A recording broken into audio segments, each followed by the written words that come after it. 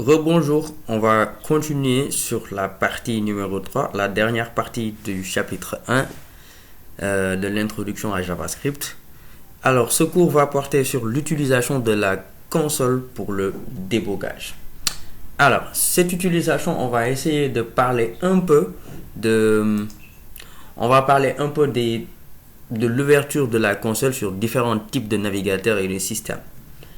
Alors, pour accéder à la console, pour ouvrir la console de JavaScript dans différents navigateurs, sur Google Chrome, vous pouvez utiliser F12 ou bien CTRL-I, J si c'est sur Linux, ou bien CTRL Option, CMD, Option, plus J si c'est sur Mac OS. Donc, vous pouvez appliquer cela dans différents types de navigateurs.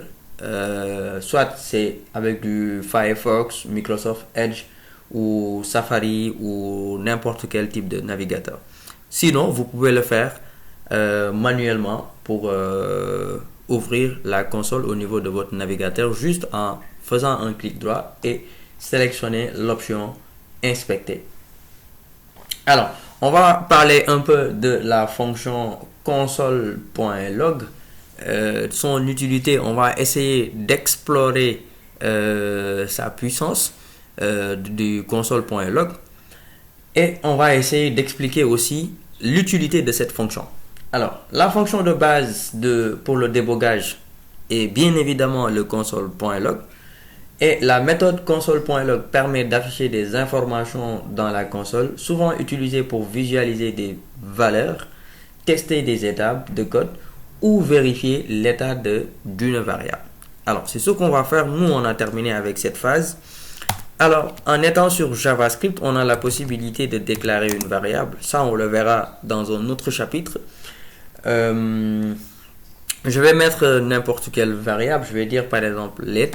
Je mets message. Exemple. Je lui passe une valeur. J'ai dit, par exemple, bonjour. Chers apprenants, comme ça, et j'enregistre. Je vais mettre un point d'exclamation, comme ça, j'enregistre. Alors, normalement, sur ce message-là, on lui a donné une valeur. Donc, nous, ce qu'on va faire, on va essayer d'utiliser la console. Donc, je vais sauter une ligne. Alors, je peux mettre un raccourci, je peux mettre juste log. Ensuite, je tape entrée. Il va me mettre console.log. Et je lui passe directement. Attention, cette fois-ci, j'ai pas besoin de mettre les guillemets. Je peux faire directement appel au nom de la variable. Donc, c'est grâce à ce nom de la variable qu'il va accéder à cette information. Bonjour, chers apprenants. Alors, donc je vais enregistrer et je vais aller au niveau de mon navigateur pour visualiser. Bien évidemment, vous voyez bien sur mon navigateur, il affiche bonjour, chers apprenants. Donc, je peux accéder à la valeur d'une variable, à l'état initial déclaré. Je peux également utiliser console.error pour visualiser une erreur. Exemple, je vais aller dans mon éditeur de code. Juste en bas, je vais laisser ce message. Je vais mettre maintenant console. La console, sorry, je vais mettre console comme ça, point error, et à l'intérieur je vais mettre un message cette fois-ci. Je vais dire par exemple une erreur, yes, no worry, je vais le rectifier après. Une erreur s'est produite, comme ça, oui. Ensuite je vais fermer les guillemets et je laisse comme ça. Je vais aller au niveau de mon navigateur pour voir. Là, dans mon code, il n'y a pas d'erreur. Alors, regardez bien. Il y a bel et bien une erreur. Il dit une erreur s'est produite. Donc, sur la ligne numéro 5. Et il m'affiche la ligne en même temps. Donc, il le met en rouge. Donc, pour utiliser la console.error, cette fonction ou bien cette méthode vous permet d'afficher le message d'erreur en rouge. Donc, ce qui permet de les différencier des autres messages. Donc, cette fois-ci, on voit bien que cette partie, il est différent de la première. C'est pour cela que j'ai pas supprimé la première console log qu'on avait mis. J'avais préféré les mettre tous ensemble pour visualiser afin de pouvoir voir la différence entre les deux. Donc, on va voir aussi un autre type de console qu'on peut utiliser. Donc, je vais tous les mettre ensemble. Je vais tous les mettre ensemble. Je vais mettre console toujours .warn. Cette fois-ci, pour voir si je peux avoir un warning. Donc, je vais mettre entre parenthèses. Je mets entre parenthèses, je mets donc le warn, ça peut être un avertissement. Donc un avertissement. Donc je vais mettre un message. Je dis par exemple attention, espace de points. Je mets par exemple vérifier votre entrée. Comme ça. Alors, je vais aller au niveau de mon navigateur toujours. Je vais aller au niveau de mon navigateur. Et vous allez voir un triangle qui s'affiche en jaune, en orange. Donc, attention, vérifiez votre entrée. Donc, là, c'est un avertissement. Alors, je peux également exploiter d'autres types de consoles. Juste cette console.warn, elle est utilisée en général pour les avertissements et qui va s'afficher soit en jaune, comme vous le voyez. Elle est très utile pour signaler des problèmes potentiels ou des bonnes pratiques afin de permettre aux développeurs d'être avertis à des bugs ou des problèmes. Donc, sans doute, on va continuer avec un autre type de console qui est le console.info. Et ce console.info nous permet, par exemple, de faire passer une information. C'est comme un message, mais il va aussi également changer de couleur. Donc, je vais mettre console. Console.info. Comme ça. Je mets les parenthèses et je mets une information. Je vais dire par exemple, c'est une information. 2 points. Chargement des données terminé.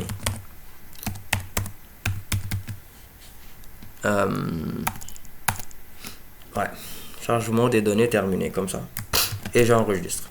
Donc, je vais retourner au niveau de mon navigateur toujours. Et là, je vois que c'est comme le message que je viens de mettre. Bonjour, chers apprenants. Donc, console.info aussi, il a la couleur blanche. Donc, c'est une méthode qui permet d'afficher des informations dans la console. Donc, elle est similaire à la console.log. Donc, comme je viens de le dire, mais destinée à un usage informatif. Donc, c'est pour vraiment passer une information. C'est pas comme le message qui s'affiche sur la console. Le message pour gérer un débogage ou quelque chose comme ça. Mais là, c'est vraiment pour passer une information. C'est pour cela qu'on utilise le console.info. Alors, ensuite, on va utiliser un autre type de console qui est la console.table qu'on va mettre ici. Donc, console.table comme ça. Et à l'intérieur de cette console.table, il est préférable que j'utilise une variable pour simplifier. Donc, je vais juste changer. Je vais mettre par exemple let. Je vais mettre whatever. Je vais mettre users. Non, je vais mettre en utilisateur en français. Utilisateur. Et je vais lui passer une valeur.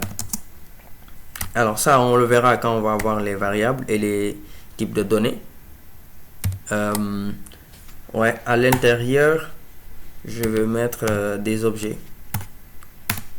Et donc pour chaque objet, il y a la clé et la valeur. Donc là, je vais mettre nom, par exemple. Nom, je mets 2 points, je mets le nom, je le mets en, par exemple, je mets Kalika. Yes. Ensuite, je peux mettre une virgule. Ensuite, je mets l'âge. 2 points. L'âge, c'est une valeur, donc je peux mettre 25. Ensuite, je peux ajouter d'autres éléments à l'intérieur. Je mets juste la virgule, je fais CTRL ALT SHIFT down.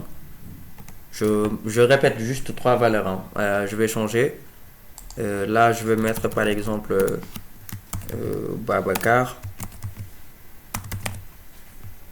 Là, je vais mettre 5. Là, je vais mettre par exemple Yas. Là, je vais mettre par exemple 15. Good.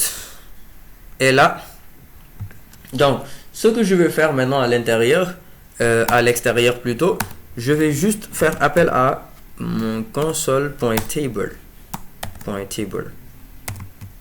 Yes. Maintenant, à l'intérieur, je vais lui passer juste le nom de la variable comme ce que j'ai fait avec le message.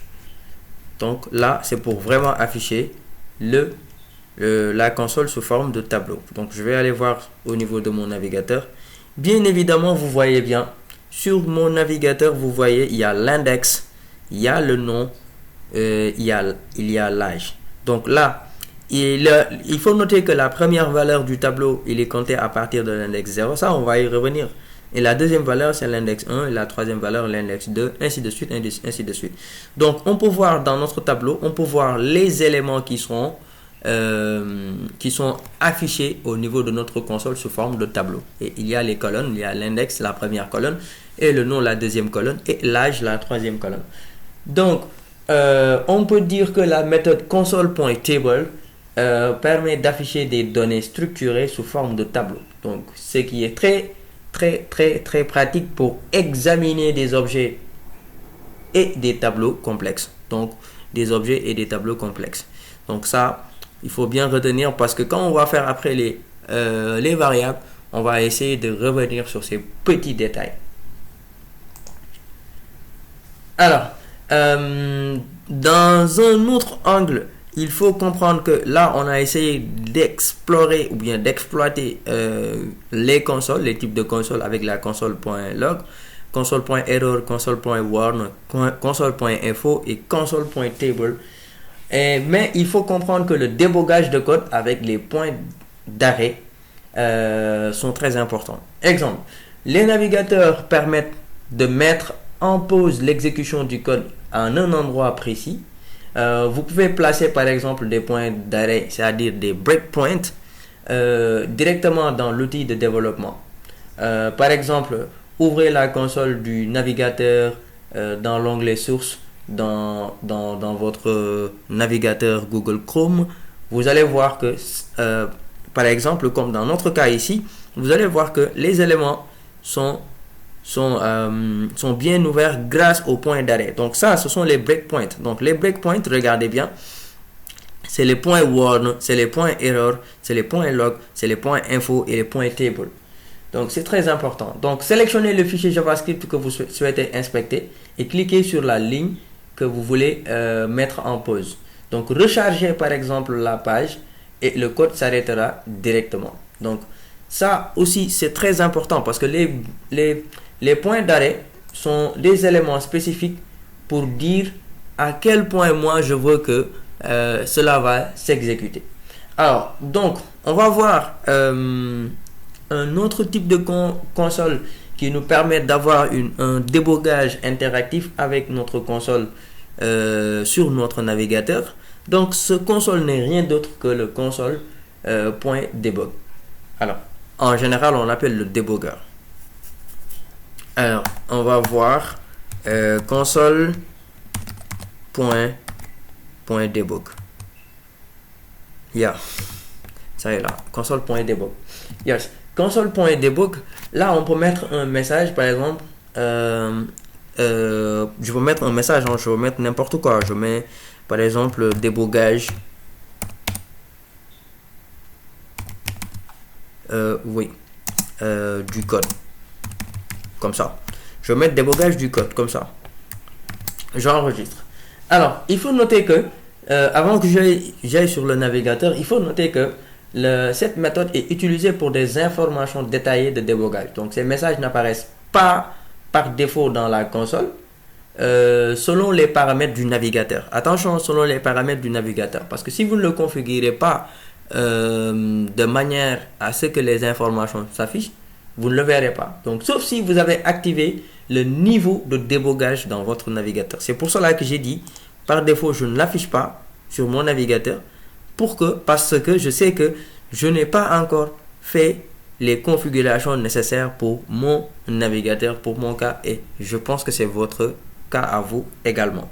Donc, vous voyez bien que ces informations ne sont pas encore affichées au niveau de mon navigateur parce que j'ai pas encore activé le niveau de débogage pour mon navigateur. Alors, donc c'est pour cela que je voulais juste partager cette information avec vous. Et également, on peut utiliser le debugger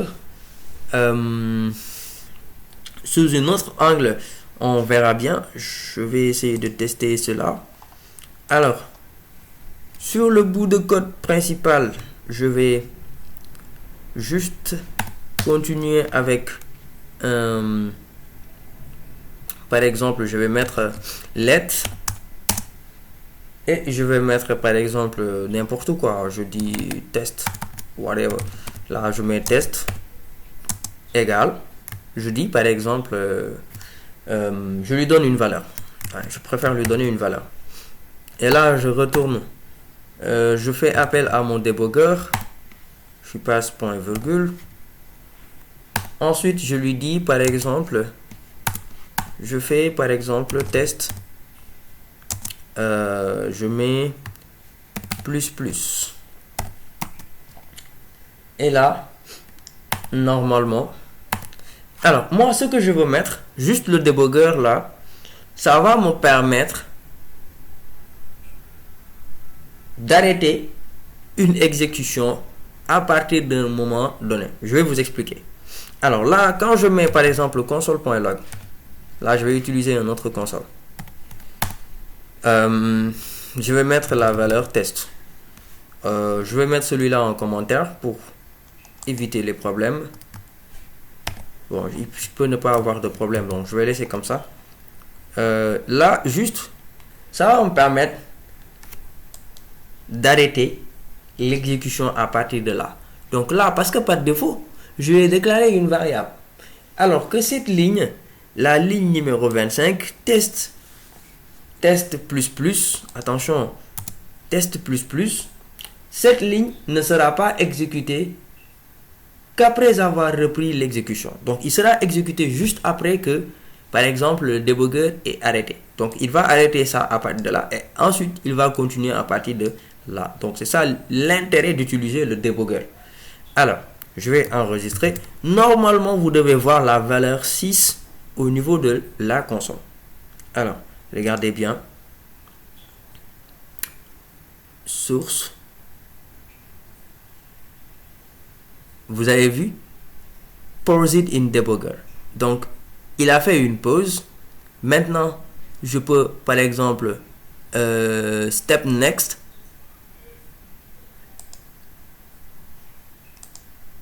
Et là, vous voyez bien, il a affiché la valeur 6.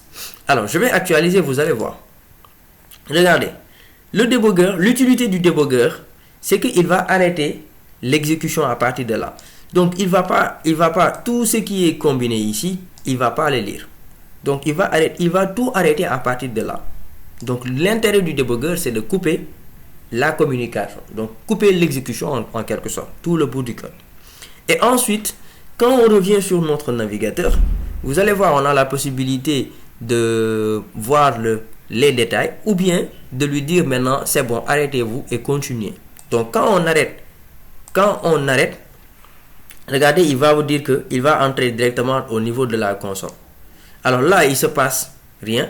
Donc je lui dis maintenant, fais-moi un résumé, c'est-à-dire affiche-moi le contenu maintenant de la page. Alors regardez bien, je vais répéter encore.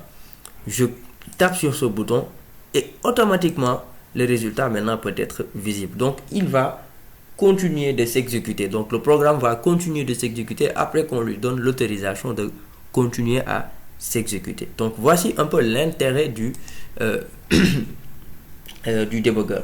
Donc le debugger, on peut dire que en résumé, c'est une instruction JavaScript qui, lorsqu'elle est rencontrée dans le code, met automatiquement l'exécution en pause.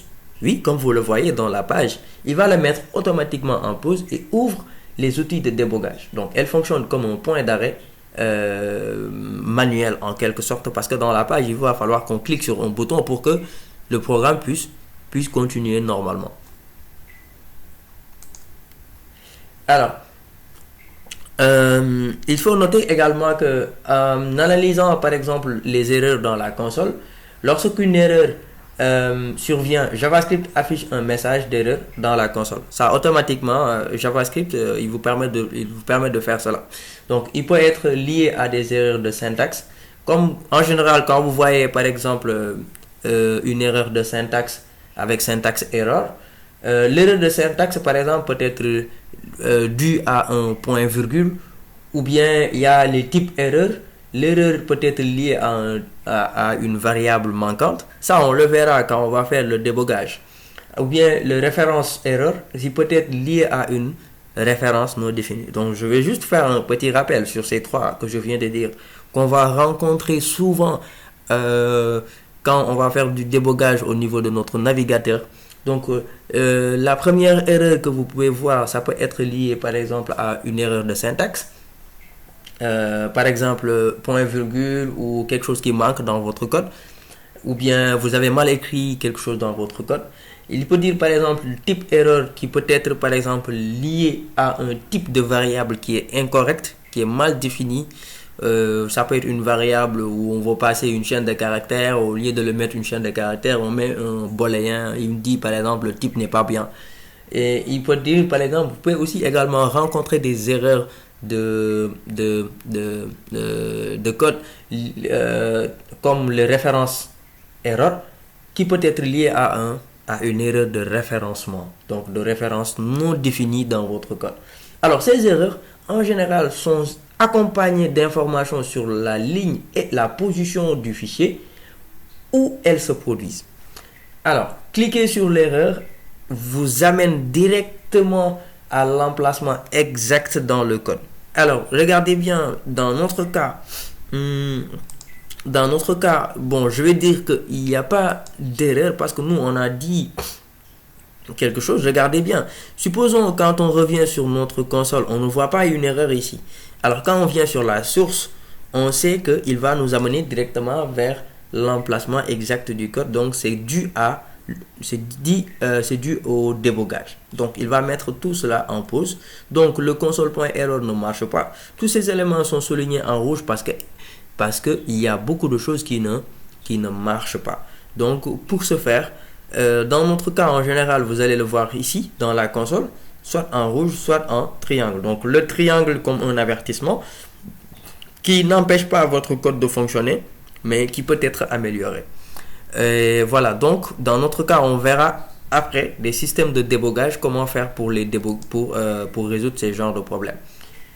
Voilà. Alors, donc, juste pour un petit conseil pour les bonnes pratiques sur l'utilisation de la console, supprimez toujours les consoles .log non nécessaires dans le code de production pour éviter le ralentissement des informations inutiles. Parce que en fait,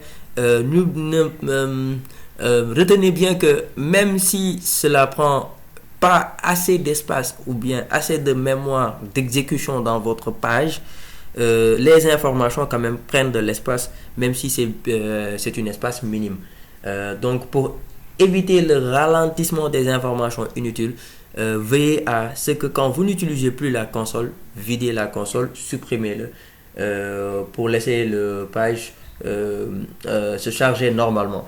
Donc, utilisez des messages clairs pour comprendre l'origine des informations affichées, surtout dans les fonctions complexes. Je donne un exemple, je vais retourner dans notre code.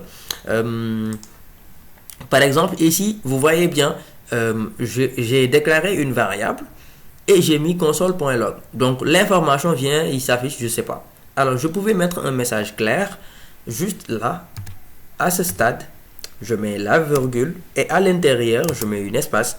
À l'intérieur, j'écris un message. Exemple, j'écris un message clair qui me permet de comprendre l'origine des informations que je veux afficher. Alors, ici, ce qu'on va afficher, par exemple, je veux dire, je veux voir le contenu du message. Le contenu du message. Exemple, j'enregistre.